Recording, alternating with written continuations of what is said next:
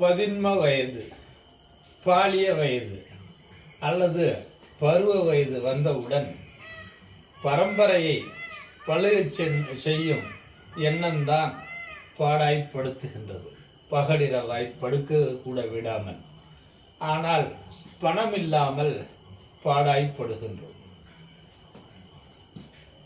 பயிர் தொழில் செய்து பணத்திற்காக படிக்கின்றோம், பயிர் தொழில் செய்கின்றோம். அதில் பணம் மீந்தவுடன் தான் இடையில் படாத பாடுகளுக்கு பிறகு பாலிய விவாகம் செய்து பரம்பரையை பெருக்குகிறோம். அதனால் இருந்தாலும் இளமையில் இன்னல் இருக்கத்தான் செய்கின்றது. காசு பணம் இல்லாததால் கல்யாணம் காலதாமதமாகத்தான் செய்கின்றோம் என்று இந்த காணொளியில் காண்போருக்கு கூற